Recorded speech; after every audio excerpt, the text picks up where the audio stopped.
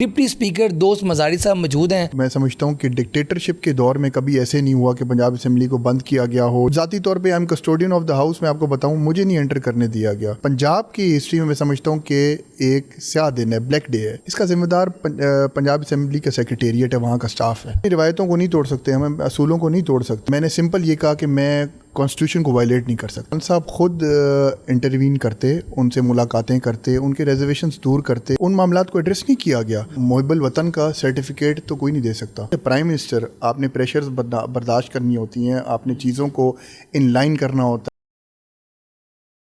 अस्सलाम वालेकुम नाज़रीन, मैं हूं आपका मेज़बान अली तारिक और आप देख रहे हैं टुडे डिजिटल। हमारे साथ इस वक्त डिप्टी स्पीकर दोस्त मज़ारी साहब मौजूद हैं। मज़ारी साहब बहुत शुक्रिया टाइम देने का।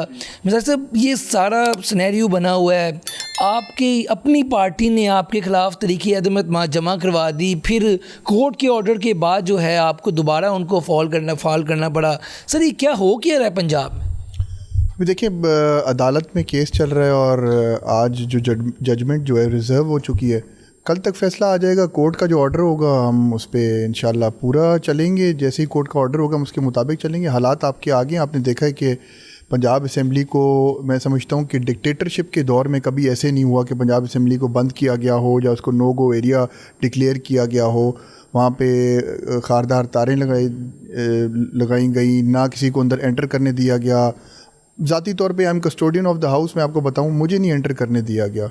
और मुझे बहुत अफसोस के साथ कहना पड़ता है कि मीडिया के लोगों को नहीं एंटर करने दिया गया, हमारे एमपीज़ को नहीं एंटर करने दिया गया।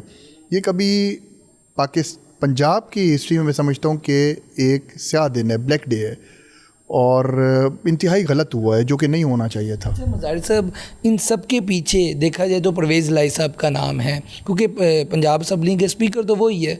तो आप क्या समझते हैं कि ये सब करवा के उन्होंने काफ लीग की, जो कहा जाता था कि रवादारी की सियासत है, काफ लीग वाले बड़े दिल की हैं चौधरी बरादरन, ये करके उन्होंने क्या साबित किया?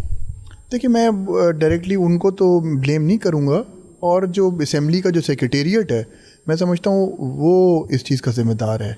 और उन्होंने सारा ये माहौल क्रिएट किया, उन्होंने सारा सिस्टम बनाया, उन्होंने पूरी बदमज़गी पैदा की, वहाँ पे केओस पैदा किया। इसका ज़िम्मेदार पंजाब असेंबली का सेक्रेटेरिएट है, वहाँ का स्टाफ है। मज़ारी साहब, आपने प्रेशर लेने से इनकार कर दिया, जो बेसिक जहाँ से मसला शुरू हुआ।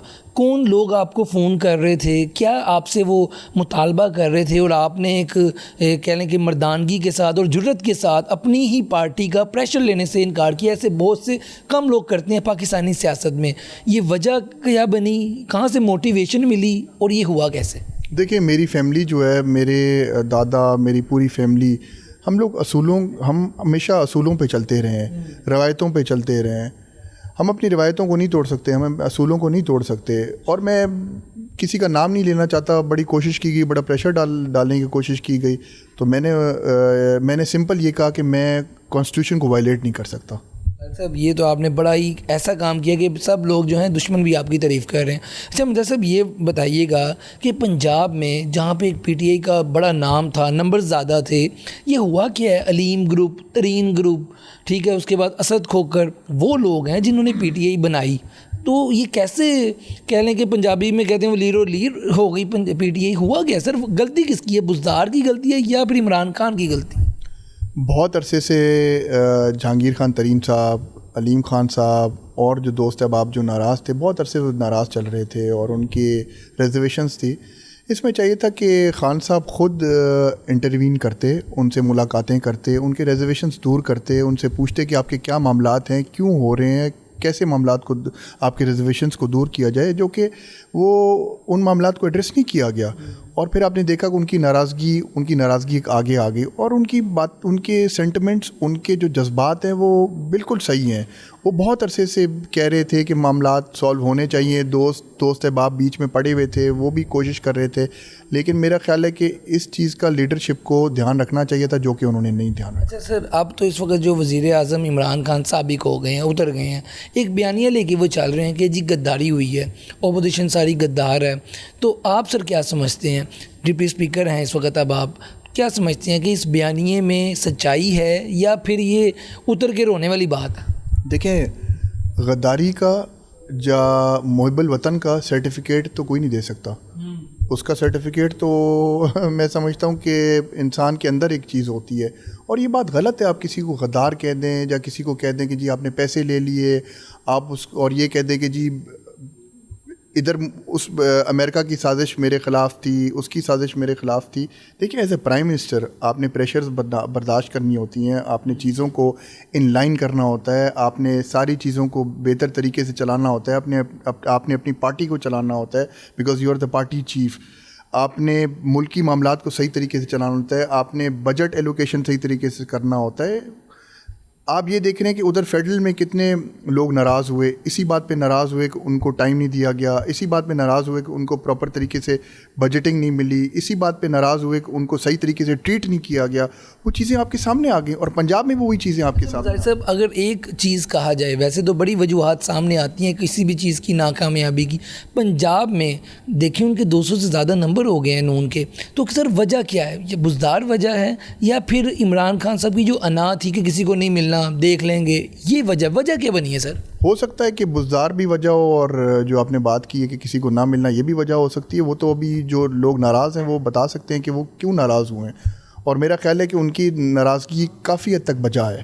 ظاہر صاحب آپ جیسے باتیں کر رہے ہیں، کھلی آپ نے باتیں کی ہیں اور آپ نے پریشر نہیں لیا، ایسے لوگوں کا پی ٹی آئی میں جگہ کوئی نہیں ہے۔ آپ دیکھیں کہ گورنر پنجاب چودھری محمد سرور نے بھی ایک آپ کے سامنے ہے کہ انہوں نے بھی پریس کانفرنس کی اور ان کو پھر نکال دیا گیا، بلکہ پریس کانفرنس سے پہلے ہی ان کو برطرف کر دیا گیا ایک ٹویٹ پہ۔ تو سر اس طرح کی باتیں کرنے کے بعد آپ نے سوچا ہے کہ آپ کو پی ٹی آئی فارغ کر دے گی، یا آپ کا اپنا مستقبل سر کیا ہوگا، کہاں پہ آپ سر سٹینڈ کریں گے؟ بہت افسوس کے ساتھ کہنا پڑتا ہے کہ جی ادھر بیٹھ کے الزام لگانا کہ جی کسی نے پیسے لے لیے، وہ غدار ہو گیا اور یہ ہو گیا وہ ہو گیا۔ آپ یہ کیا میسج دینا چاہ رہے ہیں؟ آپ لوگوں کو کیا میسج دینا چاہ رہے ہیں؟ آپ لوگوں کو کس طرف دھکیلنا چاہ رہے ہیں؟ کس ٹریک پہ آپ لانا چاہ رہے ہیں؟ یہ بہت ایک غلط میسج ہے۔ غلطیاں آپ نے خود کی، غلطیاں کسی نے آپ سے کرائی نہیں، غلطیاں آپ سے خود ہوئی ہیں، اور آپ اس غلطیوں کو آپ نے ضروری سمجھا ہی نہیں کہ جو غلطیاں ہوئیں ان کو ٹھیک کیا جائے۔ جب غلطیاں ہو جاتی ہیں تو اس کو ٹھیک کرنا بہت لازمی ہے۔ آپ نے دیکھ لیا پھر کیا حالات ہوئے، آپ کے سامنے حالات ہیں، معاملات کیسے چل رہے ہیں، لوگ ناراض ہیں، ابھی تک ناراض ہیں، آگے بھی معاملات رہیں گے۔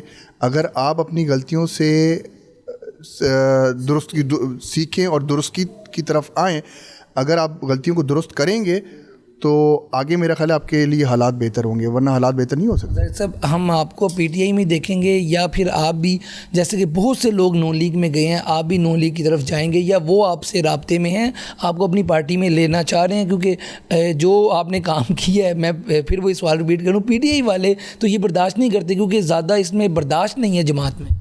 دیکھیں میں ایک بات تو میں کلیئر کر دوں کہ جب میں نے حلف اٹھایا، میں نے پاکستان کی آئین کو تحفظ دینے کا حلف اٹھایا، اور میں نے پاکستان کی آئین کو پروٹیکٹ کیا، میں نے اس کو فالو کیا، اس کے مطابق میں نے فیصلہ کیا۔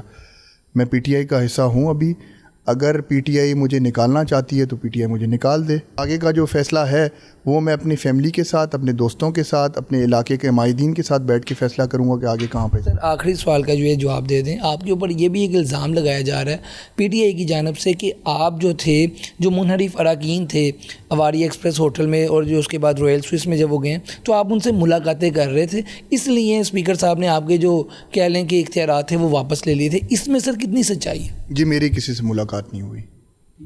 اچھا سر، ابھی آپ لاسٹ پہ 16 کو بھی اجلاس بلایا گیا، تو آپ دیکھ رہے ہیں کہ کون وزیر اعلیٰ پنجاب بننے جا رہا ہے؟ حمزہ دیکھ رہے ہیں یا پھر پرویز الہی دیکھ رہے ہیں؟ نمبرز تو دیکھا جائے تو حمزہ کے پورے ہیں، تو لگ رہا ہے 16 کو کوئی اس طرح گڑبڑ ہوگی۔ کل عدالت کا فیصلہ آ جائے گا اور انشاءاللہ پھر ہم جلدی سیشن کال کر لیں گے، اس میں بلیک اینڈ وائٹ سارا ہو جائے گا، دودھ کا دودھ پانی کا پانی، سب کو پتہ لگ جائے گا۔ بالکل، یہ تھے دوست مزاری، ڈپٹی اسپیکر پنجاب اسمبلی۔ باتیں آپ نے ان کی سنی ہیں، یہ وہ ہیں ڈپٹی اسپیکر جنہوں نے اپنی ہی پارٹی کا جو ہے پریشر لینے سے انکار کر دیا تھا، اور اپنی ہی پارٹی کے آگے انہوں نے سٹینڈ لیا کہ میں جو ہے اصولوں کے اور آئین کے جو ہے خلاف نہیں جاؤں گا۔ آج کی ویڈیو کے ساتھ ناظرین مجھے دیں اجازت، اللہ حافظ۔